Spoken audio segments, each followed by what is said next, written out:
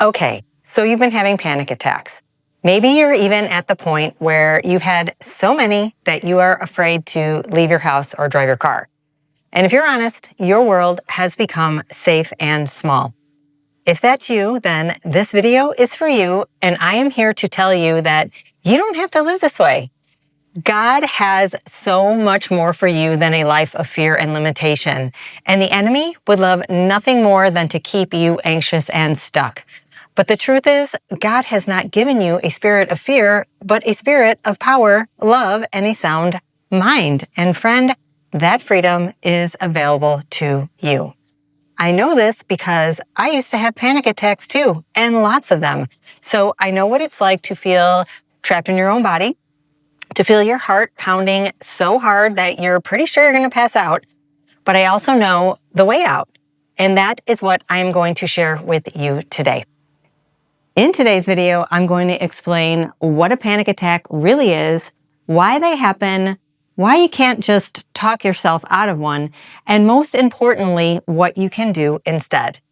And what I am about to share with you could be the very thing that gets you out of your house and back into the land of the living. I am Angel Lavelle, the founder of Anxiety Rewired, a coaching program and community for those who find themselves facing anxiety, fatigue, and a growing list of symptoms and sensitivities. I teach you how to go from fear and panic to peace and health in just a few short months. I come at this from both a scientific and a Christian perspective, so if that is something that matters to you, please hit subscribe and tap the bell so that you don't miss what's coming. All right, let's start with the basics. What is a panic attack? Well, before we talk about what it is, let's clear up what it's not. Even though it feels terrifying, a panic attack is not going to hurt you. It's not your heart. You're not losing your mind, and you are not about to die. I know it feels that way in the moment, but those feelings aren't telling you the truth. So what is it then? At its core, a panic attack is your body's alarm system misfiring. It happens in the limbic system, the part of your brain that handles emotions and is constantly scanning for threats. Now here's the key. Why does this happen? Well, when you've been under a lot of stress, or if you've walked through some trauma, your limbic system can get stuck in a rut, so to speak. Instead of sounding the alarm only when real danger is present, it starts setting off false alarms. Simply put, it's your brain sending danger signals when no danger exists. Think of it like someone pulling a fire alarm when there's no fire. The alarm blares, hearts race, panic sets in, people are rushing for the exits, but the reality is everybody's safe. That's why you can be sitting in a meeting, lying on a couch, or even sound asleep, and out of nowhere, your heart starts pounding, your chest tightens up, you feel dizzy, shaky, sweaty, or sort of out of breath. And then what happens is little by little, it passes away. And the very fact that it passes away is proof that nothing was wrong with your heart in the first place. So it simply is your limbic system triggering a cascade of reactions that are based on past stress or experiences. It was doing its job, trying to keep you safe, but only this time the danger wasn't real. And that brings us to the next big question. If the danger isn't real, why can't we just tell ourselves to calm down and move on? Why doesn't logic work in the middle of a panic attack?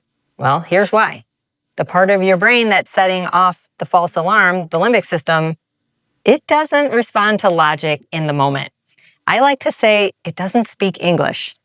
Rather, it speaks the language of emotions and body signals.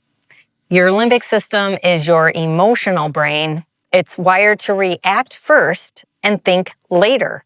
Its job is survival, not reasoning. So you can tell yourself to calm down, everything's fine. Those words, when you do that, are reaching your thinking brain, the prefrontal cortex. But the panic is being driven from the emotional brain. So that's why in the heat of the moment, what you do with your body matters more than what you say with your mouth. Now, that doesn't mean that our words are useless. They just play a different role. Think of it this way. What you do with your body helps you calm down in the moment, but your words help retrain your brain so that panic loses its grip in the future. So, what can you actually do? Well, you need something called a pattern interrupt, a way to break up the panic pathway that your brain has started running. So I'm going to walk you through what this looks like step by step. All right, so let's paint a picture. Pretend that you are in the grocery store and you're just going about your shopping, and then all of a sudden panic attack starts, and you find yourself scanning, looking around for the exits. Well, the first thing that you're going to do is you're going to just try to relax. Drop your shoulders. I like to say go ragdoll. Relax your muscles, loosen your grip on that shopping cart, and slow your movements down. Let your breath soften and become gentle. And by doing this, you are sending a signal from your body back to your brain that you're safe. All right, step 2, you're going to speak to your brain. You're going to say out loud, this is just my brain having a panic attack. There's nothing wrong with me. I'm safe in Christ. This will pass, something like that. Now remember, don't expect this step to magically stop the panic attack. We're thinking future here, right? What you're doing is setting yourself up for fewer, less panic attacks in the future, okay? All right, so step 3, keep going. Stay in that aisle. Continue what you're doing. Resist the urge to flee. This step is so important because it proves to your brain that you don't need to run or hide. By choosing to stay, you are teaching your brain this is a false alarm. Now, I'm just going to be honest. This isn't going to feel great in the moment. But guess what? You can be uncomfortable and still be okay. When you walk through panic this way, instead of bolting for the door or rushing to the restroom for that cold cloth, you're actually training your brain to turn down its threat detection system. Why? Because you didn't feed the fear monster. You responded with calm and safety. And every time you do this, you are rewiring your brain.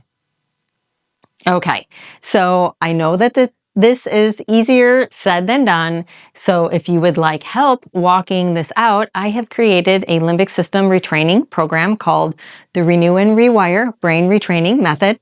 In it, I walk you through a simple 5-step process to overcome anxiety, panic, fatigue, and multiple sensitivities. Now, I know I didn't talk much about it in this video, but every step of this method is rooted in faith and neuroplasticity. No new age or worldly garbage here. I've put together a free training and a quick start guide. You'll find those links in the description box below. You can also visit my website at anxiety-rewired.com. I break down my method and my outline there and the ways that we can work together. So please don't forget to like and subscribe to my channel. And remember, who the sun sets free is free indeed. You are loved, and I will see you in the next video.